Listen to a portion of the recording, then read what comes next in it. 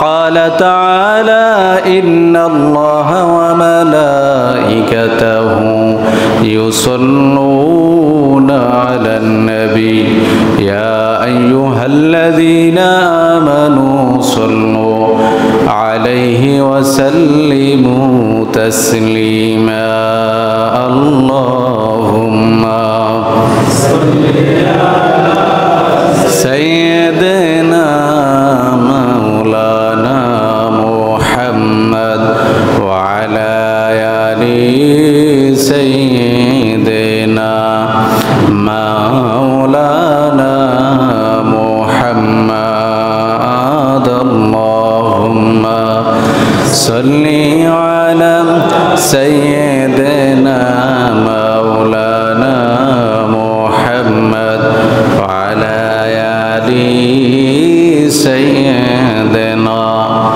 مولانا محمد আলহামদুলিল্লাহ। সকলে একবার কালিমাতুশ শুকুর জোরে সুরে আদায় করি, বলি আলহামদুলিল্লাহ।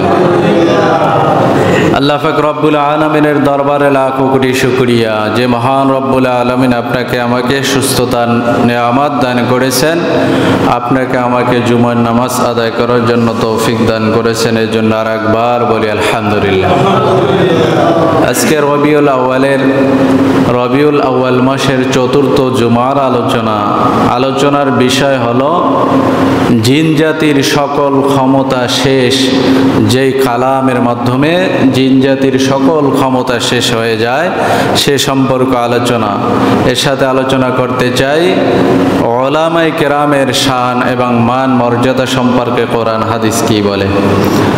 তো এ সম্পর্কে কথা বলার জন্য আল্লাহ পাক আমাকে তৌফিক দান করুক এবং আপনাদেরকে শোনার ধৈর্য দান করুক, সকলে বলি আমিন।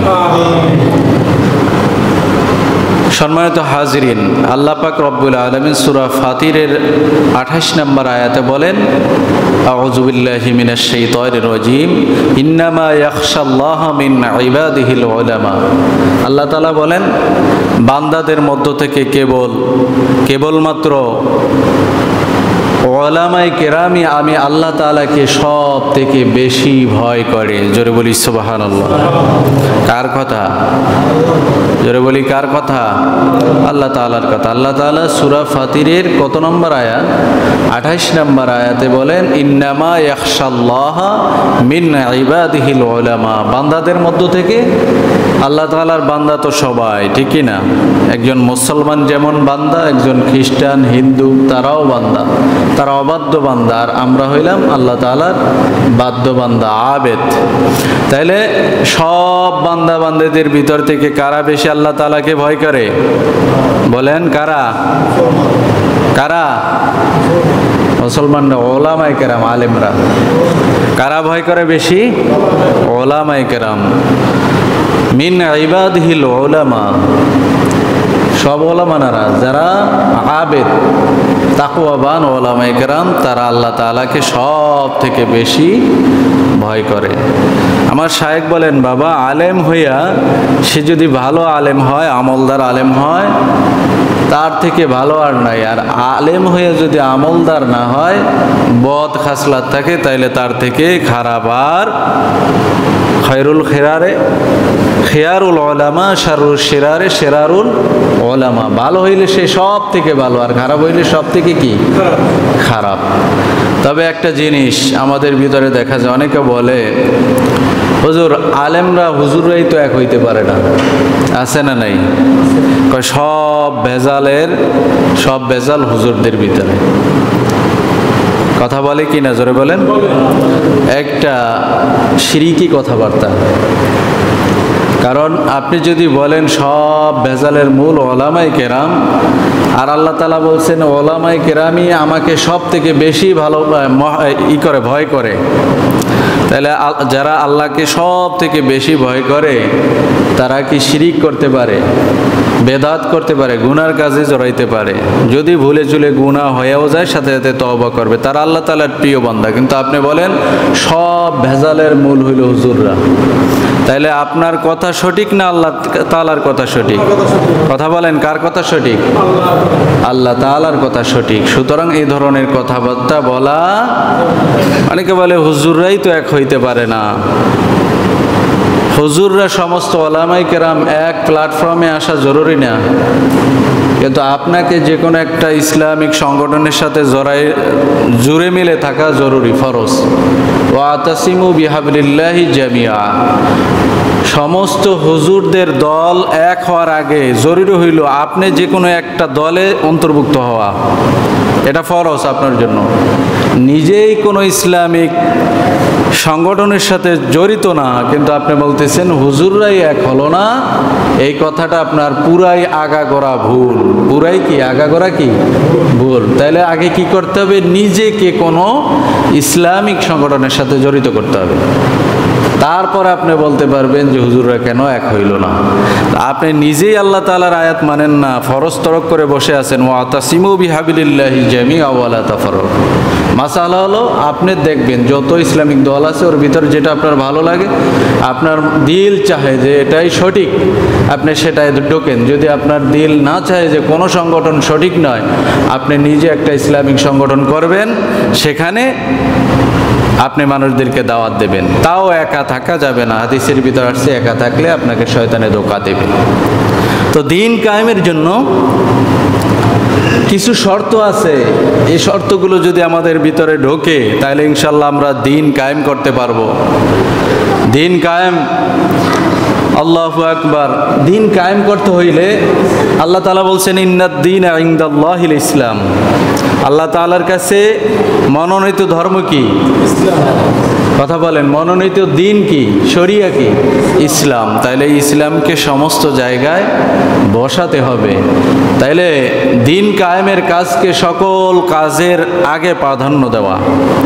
এক নম্বর গুণ কি অর্জন করতে হবে? আপনার দুনিয়াবি কাজ আছে সেটা পরে, আগে দিন কায়েমের কাজকে সব থেকে বেশি প্রাধান্য দিতে হবে। রাজি আছি তো ইনশাআল্লাহ? দ্বিতীয় নাম্বার, একামতে দিনের জন্য, দিন কায়েমের জন্য সর্বোচ্চ সামর্থ্যের সর্বোচ্চ দান করা, ত্যাগ করা, ব্যয় করা। দেখা যায় অনেকের টাকা পয়সা আছে, মসজিদে দিতে চায় না, মাদ্রাসায় দিতে চায় না, দিন কায়েমের সংগঠনে দিতে চায় না, ভালো কাজে দিতে চায় না, আছে না নেই? গুনার কাজে খরচ করে না। আপনি সব থেকে বেশি সামর্থ্যের সর্বোচ্চটুকু ব্যয় করতে হবে। এই যে আমাদের মসজিদের সামনে কাজ আসতেছে, হয়তো ছাদের কাজ ধরা হবে, অলরেডি কাজ চলতেছে, এখানে সামর্থ্যের সর্বোচ্চটুকু ব্যয় করা প্রত্যেক মুসল্লির দায়িত্ব এবং কর্তব্য। বলেন, সামর্থ্যে সর্বোচ্চ কি করা? সামর্থ্যের সর্বোচ্চ ব্যয় করা। রাজি আছি তো ইনশাআল্লাহ? এরপরে দেখেন, দূরদৃষ্টি সম্পন্ন চৌকস অভিজ্ঞ নেতৃত্ব গ্রহণ করা। যে কোনো কাজে আপনি দূরদৃষ্টি সম্পন্ন নেতৃত্ব যদি না থাকে, সেটা সমাজ হোক, এলাকা হোক, ওয়ার্ড হোক, আর ইউনিয়ন হোক, রাষ্ট্রীয় পর্যায়ে হোক, যেই নেতা 100 বছর পরে কি ঘটবে সেইটা এখন ক্যালকুলেশন মানে মেমোরিতে নিতে না পারে, ওই নেতা কোনো নেতাই না।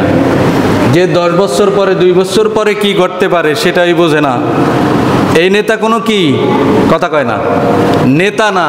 এমন নেতার পিছনে ঘুরবেন যে দূরদৃষ্টি সম্পন্ন, যার কি জ্ঞান আছে, অনেক পরের ভবিষ্যৎ সে বলতে পারে না কিন্তু কল্পনা করতে পারে যে এমন ঘটতে পারে। সে দূরদৃষ্টি সম্পন্ন, অভিজ্ঞতা সম্পন্ন, চৌকস, চতুর্দিকে নাক কান তার খোলা আছে, পঞ্চেন্দ্রিয় খোলা, এমন নেতৃত্ব মুসলমানদেরকে গ্রহণ করতে হবে। চোখ বুইজা যে কেউরে মানা যাবে না, বুঝাইতে পারছি আমি?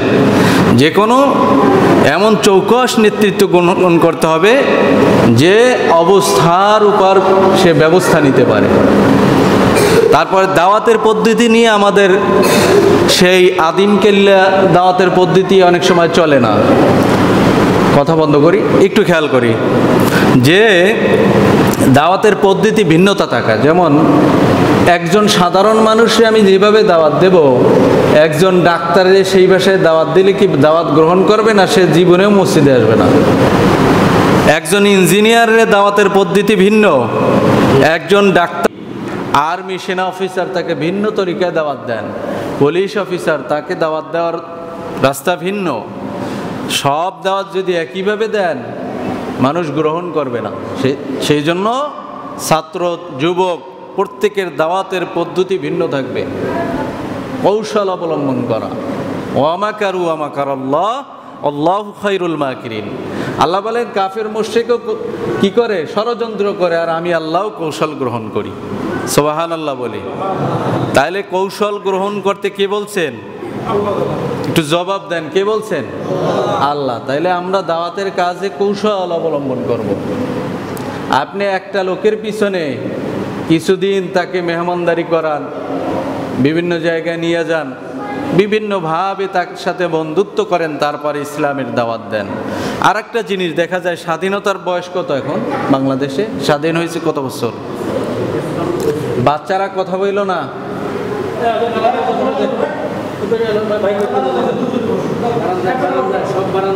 আমাদের বাংলাদেশ স্বাধীন হয়েছে কত বছর? 53 বছর। এর আগে পাকিস্তান যখন ইংরেজদের থেকে স্বাধীন হয়, সেই তখন থেকে সবাই ওলামাই কেরাম সহ সাধারণ মুসলমান মনে করছে ইসলামিক খেলাফত ব্যবস্থা চাই আমরা। সবাই চাই কিনা? কিন্তু আজও ইসলামিক খেলাফত ব্যবস্থা কায়েম হয় নাই। কেন? আমাদের দাওয়াতের পদ্ধতিতে অনেক ভুল আছে। এই কারণে। কিসে ভুল আছে? আমাদের দাওয়াতের পদ্ধতিতে অনেক ভুল আছে, আমাদের আমলে ভুল আছে, কর্মকৌশলে ভুল আছে। যেমন আমরা খালি ভয় দেখাই মানুষে। কিভাবে ভয় দেখাই? খেলাফত ব্যবস্থার কথা আসলেই বলে কিছু ওলামায়ে কেরাম যে আমরা খেলাফতে গেলে চুরি করলে তার হাত কেটে দেব, জেনা করলে পাথর মাইরা হত্যা করব। হ্যাঁ, মহিলারা, মা বোনেরা বেপরদায় চলতে পারবে না, বিভিন্ন রকমের ভয়ভীতি দেখায়। আছে না নাই? এই ভয়ভীতির কারণে মা বোনেরা ভোট দেয় না ইসলামিক পক্ষে। এই ভয়ভীতির কারণে সাধারণ অনেক মানুষ যে ওরে আল্লাহ ইসলাম খেলাফতে আসলে কি না কি হয়, ভয়ে আর তারা কি চায় না, কথা বলেন, ইসলাম চায় না। এই জন্য ভয় দেখানো যাবে না, ভয় দেখানোর দিন শেষ। ইসলামকে ক্ষমতায় আনার জন্য আমাদেরকে আশার বাণী শুনাইতে হবে। কি শুনাইতে হবে বলেন? আশার বাণী। বলতে হবে ভাই ইসলাম যদি খেলাফতে আসে আমরা জাকাত ব্যবস্থা প্রচলন করব। জাকাত ব্যবস্থা প্রচলন করলে 1 বছর জাকাত যদি দেওয়া হয়, জাকাতের টাকা উঠানো হয়, পরের বছর আর ওইটা বন্টন হইলে মাসারিফুজ জাকাতটা জাকাতের খাতে গরিব দুঃখী, বিধবা, তারপরে বেকার যুবক, বিভিন্ন উন্নয়নমূলক কাজে যখন মাসারিফুজ জাকাতের টাকাগুলো ব্যয় করা হবে, পরের বছর জাকাত নেওয়ার আর কোনো লোক খুঁজে পাওয়া যাবে না, সবাই বড় লোক হয়ে যাবে। সুবহানাল্লাহ কল। সবাই কি হবে? ধনী হয়ে যাবে, জাকাত নেওয়ার কোনো লোক থাকবে না। আমরা চাই কি না? একটা বেকার যুবক আছে, তাকে ব্যবসা দিয়ে দেবে ইসলামিক রাষ্ট্র, মূলধন দিয়ে দেবে, সে কি আর ভিক্ষা করবে? মানুষের কাছে যাবে, ভিক্ষুক রাস্তায় গেলে ভিক্ষা চায়, তাদের পুনর্বাসনের ব্যবস্থা করা।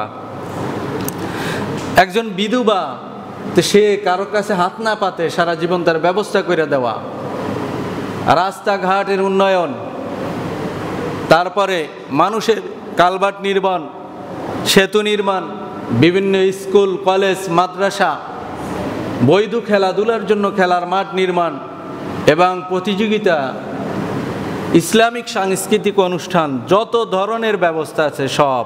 বহির্বিশ্বের সাথে সম্পর্ক ভালো করা, খারাপ করা না, কি করা?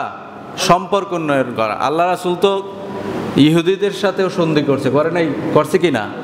তাইলে ইসলামের ভালো দিকগুলো মানুষদেরকে শোনান, ভাই আমরা ক্ষমতায় আসলে এই ভালো কাজ করব। মা বোনেরা পর্দার সাথে যেই তার বাজার ঘাটে যাওয়া, বিভিন্ন জায়গা যাওয়া প্রয়োজন যদি পড়ে, তারা বাইরে যেতে পারবে, সমস্যা নাই। মা বোনেরা বেশি নির্যাতিত, তাদের পূর্ণ অধিকার ফিরিয়ে দেওয়া হবে। জোরে বলি সুবহানাল্লাহ। যেই পুরুষেরা নির্যাতনের শিকার, জুলুমের শিকার, তাদেরকে সেই জুলুম থেকে উদ্ধার করা হবে। তাদের প্রত্যেকের, যুবক বলেন, ছাত্র বলেন, বৃদ্ধ বলেন, বৃদ্ধ বাবাদেরকে ভাতার ব্যবস্থা করা হবে। ওই ছেলে মেয়ে কখন কি দেবে না না দেবে সেই দিকে তাকাই থাকার দরকার নাই। আর রাষ্ট্র আপনার ভাতা বহন করবে। খুশি না বেজার? কথা বলেন, খুশি না বেজার? এগুলো হইল ইসলামিক খেলাফত ব্যবস্থা যদি কায়েম হয় আপনারা এগুলো পাবেন। তাহলে আমরা সবাই ইসলামের বাণী, আশার বাণী শোনাবো যে খেলাফত ব্যবস্থায় যদি যায় তাহলে একজন হিন্দু সে মুসলমানদের কাছে নিরাপদ, একজন বিধর্মী তার মন্দিরে কোনো হামলা করা হবে না, সে তার ধর্মীয় উৎসব পালন করবে, সেখানে মুসলমানেরা পাহারা দেবে। সুবহানাল্লাহ বলি। তাইলে একজন বিধর্মী সেও একজন মুসলমানের কাছে যখন নিরাপত্তা লাভ করবে, একজন মা বোন সে ভয় ভীতি ছাড়া যে কোনো জায়গায় তার ইজ্জতের ভয় থাকবে না, চলাফেরা করতে পারবে, চাঁদাবাজির কোনো ভয় থাকবে না। এমন শাসন ব্যবস্থা আমরা চাই কিনা বলেন? চাই। যদি চাই তাহলে আমরা মনে প্রাণে চেষ্টা করা, ওয়াল্লাযীনা জাহাদু ফীনা লানাহদিয়ান্নাহুম সুবুলানা। আল্লাহ পাক তৌফিক দান করুক বলি আমিন।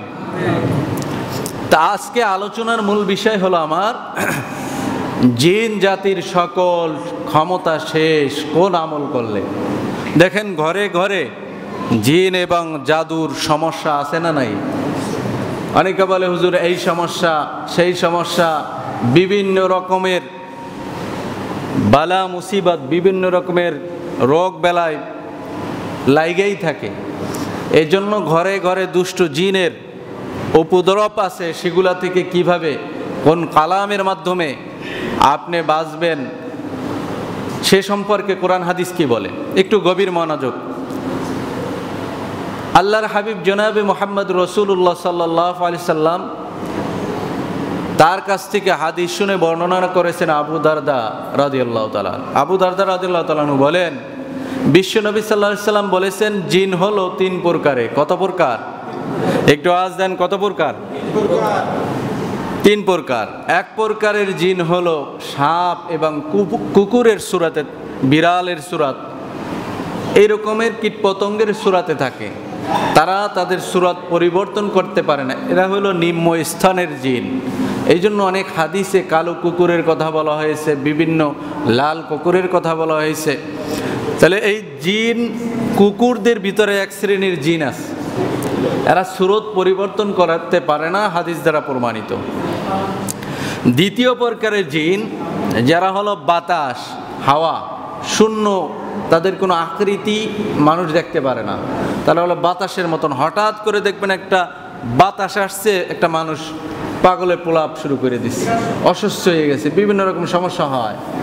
এটাও এক প্রকারের জিন, হাদিস দ্বারা প্রমাণিত। তৃতীয় প্রকারের জিন যারা এদিক সেদিক চলাফেরা করে এবং নিজের রূপ পরিবর্তন করতে পারে, হাদিস দ্বারা প্রমাণিত। এই তৃতীয় প্রকারের জিনের হাসরের ময়দানে হিসাব হবে এবং মানুষের। সুবহানাল্লাহ বলি। হযরত আব্দুল্লাহ ইবনে আব্বাস রাদিয়াল্লাহু তাআলা আনহু বলেন, কুকুররাও এক প্রকারের জিন, কিন্তু তারা হইল নিম্ন স্তরের জিন। আপনি কোনো খাবার খাইতেছেন, একটা কুকুর আসছে আপনার দিকে তাকাই আছে, কিছু দেন, তারে দিয়ে ওখান থেকে সরান, নাহলে আপনার রোগ বেলায় হওয়ার সম্ভাবনা আছে। এই জন্য কুকুর থেকেও সাবধান। বিভিন্ন সাপ অনেক সময় জিন সাপের সুরত ধরে, আপনি পাইয়ে এমনি ফিরিয়ে মেরে লাইলেন, তাহলে আপনার ফ্যামিলির উপর আক্রমণ করবে তারা দলবদ্ধভাবে। এই জন্য তাকে হাদিসের ভিতরে আসছে, আল্লাহ রাসূল বলছেন জিন হত্যা করার আগে তাকে সতর্ক করা। আপনি একটু বলবেন, তুমি যদি জিন হয়ে থাকো তুমি সরে যাও, 2-3 বার বলবেন। অন্য মনস্ক হয়ে অন্যদিকে তাকায়, যদি দেখেন চলে গেছে তাহলে জিন, আর যদি দেখেন এখনো দাঁড়াই আছে তাহলে কি সাপ, তাহলে ক্ষতিকর হইলে তাকে হত্যা করা যাবে। তারপরে আরেক প্রকারের জিন আছে, ক্বালা করিনুহু রাব্বানা মা তুগাইতুহু। আল্লাহ তাআলা বলেন কারিন জিন বলে হাসরের ময়দানে বলবে, আল্লাহ তাআলা আমি মানুষদেরকে ধোঁকা দিই নাই, সে নিজেই গোমরা এবং পথভ্রষ্ট ছিল। কারিন জিন, আল্লাহ রাসূল সাল্লাল্লাহু আলাইহি সাল্লাম বলেছেন, একটা মানুষ জন্মগ্রহণ করেছেন, সাথে সাথে তার উপর আল্লাহর তরফ থেকে একটা জিন নিযুক্ত করা হয়। জিনটার নাম হলো কারিন জিন। কির জিন? কথা কয় না। কারিন জিন। শুনছেন না প্রত্যেক মানুষের সাথে একটা শয়তান আছে, ধোঁকা দেয়? শুনছেন কি না? সেই জিনের নাম কি? কারিন। কোরআনের আয়াত দ্বারা প্রমাণিত। এই কারিন জিন সবসময় আপনার ধোঁকা দেবে। চল একটু যাইয়া গান শুনি, চল একটু ওই বেগানা নারীদের দিকে তাকায়, একটু সুদ খাইলে কি হবে, একটু দাড়ি কামাইলে কি হবে, ঘুষ খাইলে কি হবে, এরকম নামাজ আজকে না পারলে কি হবে, ফজরে এই শীতে ওঠা যায়, এত কষ্ট, এই ঘুম থুইয়া, এরকম আপনার ওয়াসওয়াসা দেওয়া। এটা কিসের কাজ? কারিন জিনের কাজ। এই কারিন জিন দেখেন আপনারা ধোঁকা দেবে, কিন্তু হাসরের ময়দানে সে কি বলবে? যে আল্লাহ, এটা হইলো তার নিজের কর্মফল, সে নিজেই করছে, আমার কোনো ক্ষমতা ছিল না, সে তো শুধু ওয়াসওয়াসা দিছে। এখন ওয়াসওয়াসা দিলেই যে আপনার গুনার কাজ করতে হবে? আপনি আপনার মনকে বুঝাবেন, মন এখন একটু হয়তো শান্তি পাবা, কিন্তু সেই জাহান্নামের আগুন সহ্য করার কোনো ক্ষমতা নেই। ভাইয়ের আমার, এরপরে প্রকাশ্যে যে জিনের কথা বলা হয়েছে, যারা চলাফেরা করে, অনেক সময় মানুষের উপরে দেখবেন আসর করে, হঠাৎ কইরা বিভিন্ন রকমের সমস্যা হয়। এর প্রমাণ আল্লাহ তাআলা সূরা বাকারায় বলেন, ওয়াত্তাবাউ মা তাতলু শায়াতিন আলা মুলকি সুলাইমান ওয়া মা কাফারা সুলাইমান ওয়ালাকিন্না আশ-শায়াতিন কাফারু ইউআল্লিমুনা আন-নাস আস-সিহর। জোরে বলি সুবহানাল্লাহ। হযরত সুলাইমান নবিয়ুন আলাইহিস সালাতু ওয়াস সালাম, তার জামানায় জিনের অতিরিক্ত উপদ্রব ছিল।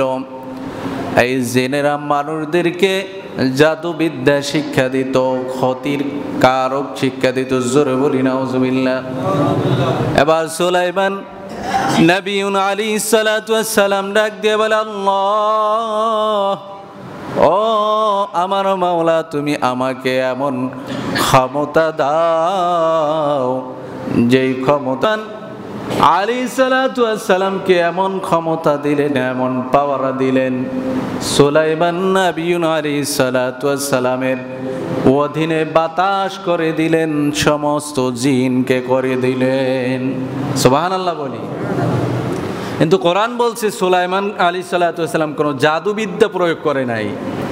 আল্লাহ তাআলার কালামের মাধ্যমে, কিসের মাধ্যমে? কথা কয় না। কালামের মাধ্যমে সে কাজ করত। তাহলে সেই কালামের গুণাগুণ এখনো আছে না নাই? কারা কারা বিশ্বাস করেন আছে? আল্লাহু আকবার। হাত নামান। আমি বলবো কোন কোন আমল করলে জিনজাতি জাদুটনা আপনার কোনো ক্ষতি করতে পারবে না। সুবহানাল্লাহ বলি। এখন আম্মাজান আয়েশা রাদিয়াল্লাহু তাআলা আনহা বলেন, বুখারী শরীফের হাদিস 8 নম্বর খণ্ড 136 নম্বর পৃষ্ঠা, আম্মাজান বলেন, নবী করিম সাল্লাল্লাহু আলাইহি সাল্লামকে ইবনে আসাদ জাদু করেছিল। তার নাম কি? ইবনে লাবিদ ইবনে আসাদ। লাবিদ ইবনে কি? আসাদ জাদু করেছিল। তো নবী সাল্লাল্লাহু আলাইহি সাল্লাম প্রায় 6 মাস পর্যন্ত তার শরীরে এই জাদুর আসর, অনেক কাজ করে নাই, ওনার মনে হয়তো করছি। অনেক সময় এদিক যাবেন আর একদিকে হাঁটা দিতেন। তো এরপরে হঠাৎ করে একদিন জিব্রাইল আলাইহিস সালাতু ওয়াস সালাম, মিকাইল আলাইহিস সালাতু ওয়াস সালাম, একজন মাথার কাছে একজন পায়ের কাছে আইসা বলতেছে, নবী সাল্লাল্লাহু আলাইহি সাল্লামের উপরে জাদু করা হয়েছে। বলছে কে করছে জাদু? লাবিদ ইবনে আসাম জাদু করছে। এর থেকে মুক্তির উপায় কি? বলছে 2টা সূরা। কয়টা সূরা? কথা বলেন, কয়টা সূরা? একটা হলো সূরা ফালাক আর একটা সূরা নাস। কুল আউযু বিরাব্বিল ফালাক আর কুল আউযু বিরাব্বিন নাস। এই সূরাগুলি পড়ে যখন সেই জাদু দ্রব্যের উপর যখন ফুঁক দেবে, এক একটা গিরা খুলে যাবে, নবীজি সুস্থ হয়ে যাবে। জোরে বলি সুবহানাল্লাহ। প্রমাণ কিন্তু আমি দিছি বুখারী শরীফের 8 নম্বর খণ্ড 136 নম্বর কি পৃষ্ঠা। এখন ক্ষতি 2 ধরনের। ক্ষতি মানে আসর করা। ক্ষতি মানে কি? আসর। এখন এই ক্ষতি 2 ধরনের। একটা হলো জিন দ্বারা ক্ষতি, জিনে অনেক সময় প্রকাশ্য আসর করে, অনেক সময় জাদুবিদ্যার মাধ্যমে আসর করে, আর অনেক সময় মানুষ জাদুবিদ্যার মাধ্যমে আসর করে, ক্ষতি করে। জোরে বলি নাউজুবিল্লাহ। এগুলো হলো কুফরি। এগুলো কি? কুফরি থেকে বেঁচে থাকতে হলে আপনাকে জানতে হবে ক্ষতি আবার কত প্রকার। জিনের আসর হলো 8 প্রকারে। 1 নম্বর হইল মাসে তয়েফ। এই মাসে তয়েফ হলো মানুষকে ওয়াসওয়াসা দিয়ে গুনার চিন্তা সৃষ্টি করে, এটা হলো করিন জিনের কাজ। 2 নম্বর মাসে আরেদ। এই জিনটা হলো মানুষের শরীরে প্রবেশ করে, ধরেন আজকে প্রবেশ করছে, আবার কেন 1 সপ্তাহ পর মানুষের শরীরে ঢোকে, ঢুকে ক্ষতি করে, আবার ঢোকে। যখন ঢোকে তখন তার ভিতরে কোনো হুঁশ থাকে না, মানে পাগলের মতন করে। তারপরে 3 জন 5 জনের ধরে রাখতে কি করে না, পারে না। অনেক আসর, অনেক কাজ আছে তার। এরপর 3 নাম মাসে দায়েম। এটি হইলো এমন শরীরের সাথে মিশা যাওয়া। যখন কোনো জিন আসর করে ওই লোকটার ভিতরে এমনভাবে মানে দায়েম হয়ে যায়, সে একদম মিশা যায়। হতে পারে তার মাথায় তোলে, সারাদিন এত ডাক্তার দেখায়, মাথা ব্যথা ভালো হয় না। তারপরে তার পেট বেদনা থাকেই, এত ডাক্তার দেখায়, তার পেট বেদনা ভালো হয় না। এরপরে পায়ে আসর করলো, ডাক্তার বলে কোনো সমস্যা নাই, কিন্তু তার প্যারালাইসিস হয়ে যাইতে, চলাফেরা করতে পারে না। বিভিন্ন সময়, অনেক সময় তার যৌন ক্ষমতা লোপ পেয়ে যায়। যেখানে সে আসর করবে সেই অঙ্গটা তার অচল হয়ে যাবে। জোরে বলি নাউজুবিল্লাহ। এটা হলো। এরপর অনেক সময় গর্ভাশয় আসর করে, ওই বাচ্চা বারবার অ্যাবর্শন হয়ে যায়, সমস্যা হয়। ডাক্তার বলে সমস্যা নাই, কিন্তু দেখা যায় বাচ্চা কনসেপ্ট করে থাকে না। এরকম হয় কি না? তাহলে মাসে খারিজি, এটা হলো 4 নম্বরে, মানে জিন আসর করে, শরীরের ভিতরে ভর করে না, দূর থেকে আসর করে, বারবার আসর করে। আসর করলে দেখা যায় তার শরীর দুর্বল হয়ে যায়, অসুস্থ হয়। কিন্তু যখন জিনের তদবির করা হয়, জিন হাজির করা হয়, দেখা যায় জিন আসে না। তার মানে দূর থেকে আপনাকে আসর করে, এটা বড় একটা খারাপ জিনিস। শরীরে যদি আসে তাকে বন্দি করা যায়, জ্বালাই দেওয়া যায়, হত্যা করা যায় কোরআনের তদবিরের মাধ্যমে। কিন্তু যদি দূর থেকে আসর করে, এটা বড় খারাপ জিনিস। কাছেও আসে না, আনাও অনেক কঠিন হয়। তাহলে আপনাকে সারা জীবন অনেক সময় লং টাইম রোকাইয়া নিতে হয়, তদবির নিতে হয়। মাসে মুতাআদ্দি, এই প্রকার 5ম প্রকার জিনেরা কি করে, ধরেন একটা লোককে আসর করছে, আসর করার পরে তার কিছু রিলেটিভ মানুষ থাকে, তাদের উপরে তার বন্ধু বান্ধবেরা আসর করে। এরা বড় খারাপ জাতি। জোরে বলি নাউজুবিল্লাহ। মানে এক লোকের উপর আসর করার পরে যারা তার বন্ধু বান্ধব, আত্মীয় স্বজন, তাদের উপর তার বন্ধু বান্ধবের আসর করে। এটা হলো মাসে মুতাআদ্দি, 5ম প্রকারের জিনের আসর। এটা আরও খারাপ। এদেরকে দূর করতে অনেক আমল করতে হয়। 6 নম্বর মাসে ওয়াহমি। এটা হলো খুবই ভয়ানক এবং বিপজ্জনক একটা জিনের আসর। মাসে কি ওয়াহমি, এটা হলো জিনে আক্রান্ত হয় নাই, জিনে কি হয় নাই, ঘুমাইতেছেন। এটা কিন্তু খুব গুরুত্বপূর্ণ কথা, একটু খেয়াল করেন। মাসে ওয়াহমি হইল জিনে আক্রান্ত হয় নাই, কিন্তু তার ভিতরে ধারণা গেঁথে গেছে, আমারে জিনে ধরছে। আমারে কিসে ধরছে? জিনে ধরছে। এটা অনেকভাবে হইতে পারে। অনেক সময় সে ধরেন কিছু দেখতে পাইছে, হঠাৎ করে ভয় পাইছে, আসলে জিনেও আচরণ করে নাই, কোনো কিছু হয় নাই, কিন্তু একটা দেখে সে ভয় পাইছে, সে মনে করছে আমারে জিনে ধরছে। অথবা অনেক ভুয়া কবিরাজের কাছে গেছে, গেলেই কয় জাদু করছে, জিনে ধরছে। আছে না নাই? টাকা খাওয়ার লাগে কয় জাদু করছে, 5,000 লাগবে, 10,000 লাগবে, নাইলে জিনে ধরছে। তখন ওই লোকটার ভিতর কিন্তু ঢুকে গেছে যে আমারে কিসে ধরছে, জিনে ধরছে।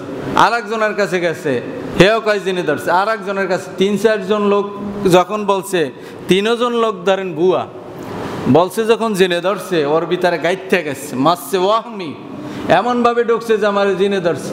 তোর যে সিমটমগুলো যায়ও না, মনে করে জিনও কি দূর হয় নাই।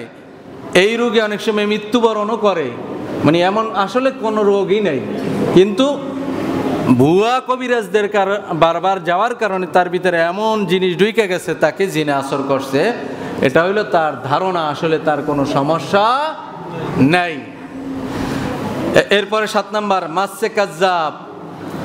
আসলে জিনে ধরে নাই, কিন্তু সে জিনে ধরার ভান করে। কি করে? একটু খেয়াল করেন, কি করে? ভান করে। কিভাবে? অনেক সময় মেয়েদের বিবাহের বয়স হয়ে গেছে, বাপ মায় বিবাহ দিতে চায়, কিন্তু যে কোনো একটা ছেলের সাথে তার সম্পর্ক আছে, হয় কি না বলেন? এটা তখন সে জিনে ধরা রোগীর বান করে। বান করছে, এখন এমনভাবে বান করতেছে, অনেক সময় স্বামীরে পছন্দ হয় না, এক জায়গায় বিবাহ দিয়ে দিছে, সবার সাথে ভালো ব্যবহার করে, কিন্তু স্বামীর সাথে কি করে? খারাপ ব্যবহার করতেছে। এখন এটা মুহাদ্দিস আল-ফিসানি রহমতুল্লাহ একটা কিতাবে লেখছে এই ঘটনাটা। ওনার কাছে এই রুগী আসছে, তো উনি পর্দার সাথে সেই নারীকে জিজ্ঞেস করতেছে, মেয়েটাকে, তোমার কি সমস্যা? বলতেছে, হুজুর আপনাকে একলা বলবো, কারোর সাথে কি বলবো না, সবাই আপনার একটু দূরে অবস্থা। এখন বলতেছে পর্দার ভিতর থেকে যে, হুজুর আমার স্বামী সে আমার মনোপুত না, এই জন্য, কিন্তু আমার বাবা মার কাছে আমি বললে তারা বলে যে না, হে খুব ভালো লোক, কিন্তু আমার তার পছন্দ না, এই কারণে আমি জিনে ধরার ভং ধরছি। নাউজুবিল্লাহ। কোন কিসের ভং ধরছি? জিনে ধরার ভং ধরছি। তাইলে হুজুর আপনি একটা ব্যবস্থা করে দেন, সেজন্য আমার সারিয়ে দেয়, সারাসারির ব্যবস্থা করে দেন। আপনি তাই বলেন আপনার বাপরে? কয় আমি বলি, কিন্তু তারা সেটা কি শোনে না, মানে না। এই জন্য আপনার কাছে আসছি যে জিনে ধরছে এইটা, আর আমরা একটা কইরা বলবেন যেন সারাসারি করে দেয়। বলতেছে এটা তো একটা মিথ্যা জিনিস হবে, তো আপনি স্বামীকে ছাড়তে চান কেন? বলে, হুজুর আমার বাবার বাড়ি সে যখন যাবে খরচ করতে চায় না, খুব কিপটেমি করে, কিন্তু নিজের ফ্যামিলিতে খরচ করবে তখন কোনো সিন ডাইন ব্যামে তাকায় না, খুব খরচ করে। এমন আছে না নাই? এটা হইল মাসে কাজ্জাব, মানে মিথ্যাবাদী জিনে ধরা। আসলে কি জিনে ধরে নাই। এগুলো এই জন্য এগুলো যদি জানা থাকে অনেক জিনিস নিজেরাই সলভ করা যায়। এরপরে 8 নম্বরে মস্যে আশেক। এই মস্যে আশেক এটা একটা খারাপ জিন। অনেক সময় কোনো মানুষের উপর আশেক হয়ে যায়। ছোট সুন্দর বাচ্চা থাকলে তাদের উপর আশেক হয়ে জিন কি করে, তাদের উপর আসর করে। আসর করলে দেখা যায় অনেক সময় অনেক মানুষ দেখবেন ভয়ানক ভয়ানক স্বপ্ন দেখে, খুবই ভয়ানক স্বপ্ন দেখে। অনেক সময় ওই বাচ্চাদের শরীরে আসরের দাগ দেখা যায়, মনে হয় যেন কেউ মারছে, কাটা দাগ দেখা যায়। এরপরে রুগীর সাথে মাসে আশেক জিনেরা অনেক সময় নারী হলে এবং পুরুষ হলে, নারী জিন হলে পুরুষদের সাথে, পুরুষ জিন হলে নারীদের সাথে জিনা করে। জোরে বলি নাউজুবিল্লাহ। তারা হলো তাদেরকে মহাব্বত করে। মাসে আশেক মানে অতিরিক্ত মহাব্বতের কারণে তাকে পেতে চায়, কিন্তু যখন সে পায় না তখন তার ক্ষতি করে অনেক রকম। তো এই জিন থেকে বাঁচতে হইলে আমার আলোচনা কিন্তু অনেকটাই রয়ে গেছে আমাদের। আমি কিছু আমলের কথা বলবো, এরপরে আমি সুন্নাতের সময় দেব আপনাদেরকে। জি, তাইলে আপনারা জিন থেকে বাঁচতে পারবেন। 1 নম্বর আমল, 5 ওয়াক্ত নামাজ ছাড়া যাবে না, নফল নামাজ বেশি বেশি আদায় করা। 2 নম্বর, সুন্নাত ছাড়া যাবে না, ওয়াজিব ছাড়া যাবে না, হালাল হারাম তমিজ করে চলতে হবে। 4, নজরের হেফাজত, নজরের হেফাজত যত রকমের গুনাহ থেকে। 5, মাসনুন দোয়াগুলা পড়া। সব জায়গায় কিন্তু মাসনুন দোয়া আছে, আমার এখন ডিটেলস বলার সময় নেই। 7 নম্বরে মিথ্যা কথা বলা যাবে না, রাজি আছি তো ইনশাল্লাহ। 8 নম্বরে আত্মীয়তার সম্পর্ক ছিন্ন করা যাবে না, যদি করেন জিনে আপনারা আসর করবেন। আত্মীয়তার সম্পর্ক ছিন্ন করা। 9 নম্বরে সূরা ইখলাস, সূরা ফালাক, সূরা নাস দৈনিক 3 বার সকালে এবং সন্ধ্যায়, বাদ ফজর বাদ মাগরিব পয়রা হাতে ফুদিয়ে সারা শরীরে মাসে করবেন। আয়াতুল কুরসি 3 বার। পারবেন তো ইনশাআল্লাহ? এরপরে 10 নম্বর, সূরা ইয়াসিন বাদ ফজর, সূরা ওয়াকিয়া বাদ মাগরিব, সূরা মুলুক এবং সূরা মুজাম্মেল বাদ এশা পাঠ করবেন, জিনে আসর করবে না। এরপরে 11 নম্বর, বিসমিল্লাহিল্লাযী লা ইয়াদুররু মা ইসমিহি শাইউন ফিল আরদি ওয়ালা ফিস সামাই ওয়া হুয়াস সামিউল আলিম 3 বার সকাল এবং সন্ধ্যায়। 12 নম্বরে আস্তাগফিরুল্লাহ 100 বার দৈনিক। এরপরে 13 নম্বরে লা হাওলা ওয়ালা কুওয়াতা ইল্লা বিল্লাহিল আলিয়্যিল আযীম 100 বার মনে থাকবে। 14 নম্বরে ইয়া রাজ্জাকু 100 বার।